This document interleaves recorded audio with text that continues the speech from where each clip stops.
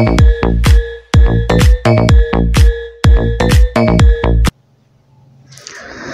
बच्चों, स्वागत है आपका मेरे चैनल केमिस्ट्री में।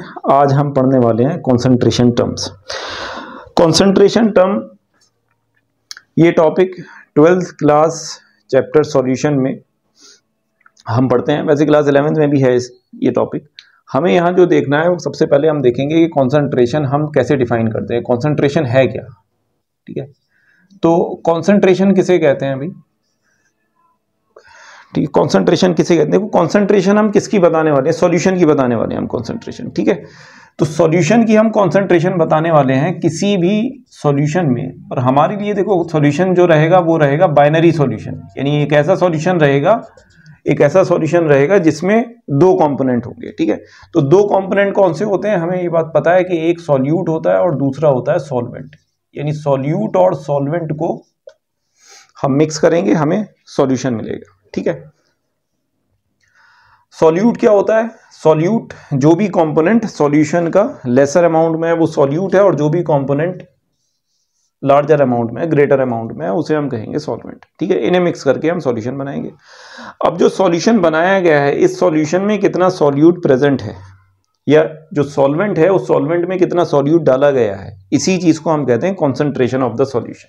ठीक है, तो सॉल्यूशन, पहले मैं यहां लिख देता हूं कि सॉल्यूशन कॉम्बिनेशन है सॉल्यूट और सॉल्वेंट का, सॉल्यूट और सॉल्वेंट का कॉम्बिनेशन है। ठीक है, तो कंसंट्रेशन डिफाइन की जाएगी किस तरह से कि the amount of solute present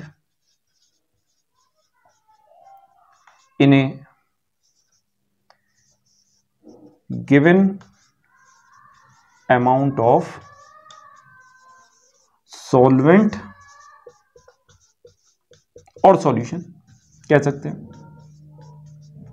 ठीक है, एक्चुअल में सॉल्यूशन में ही सॉल्यूट प्रेजेंट है, तो हम कह सकते हैं कि कितने सॉल्वेंट में आपने कितना सॉल्यूट डाला है, उसी चीज को हम कहते हैं कंसंट्रेशन ऑफ द सॉल्यूशन। अब इस कंसंट्रेशन को हम एक्सप्रेस करते हैं या रिप्रेजेंट करते हैं कई सारी टर्म से। ये कई सारे तरीके हैं हमारे पास जिनसे हम किसी भी सॉल्यूशन की कंसंट्रेशन को बताएंगे, यानी किस चीज को बताएंगे कि कितना सॉल्यूट डिसॉल्व किया गया है सॉल्वेंट के अंदर। तो वो बताने के तरीके हमारे पास कितने हैं? सबसे पहला तरीका हमारे पास है weight by weight percent. Weight by weight percent, weight by weight percent. दूसरा है weight by volume percent.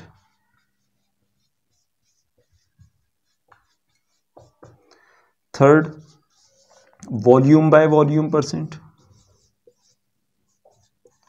By volume percent. Fourth, molarity. Fifth, molality. Six, mole fraction. Seventh, parts पर मिलियन।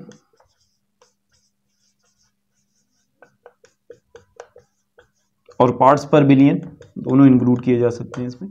और लास्ट हमें इसमें देखना है नॉर्मेलिटी। लास्ट कंसंट्रेशन टर्म क्या है हमारी? नॉर्मेलिटी। ठीक है, तो किसी सॉल्वेंट के अंदर, किसी सॉल्यूशन में कितना सॉल्यूट डाला गया है उसे हम एक्सप्रेस कर सकते हैं वेट बाय वेट से, वेट बाय वॉल्यूम से, वॉल्यूम बाय वॉल्यूम से। यानी इस हर एक टर्म हमें किसके बारे में बताने वाली है कि कितना सॉल्यूट डाला गया है, कितने सॉल्वेंट या फिर सॉल्यूशन के अंदर। ठीक है, तो अपकमिंग लेक्चर्स के अंदर हम इन कॉन्सेंट्रेशन टर्म्स को देखेंगे वन बाय वन, उस पर बेस्ड क्वेश्चंस भी करेंगे।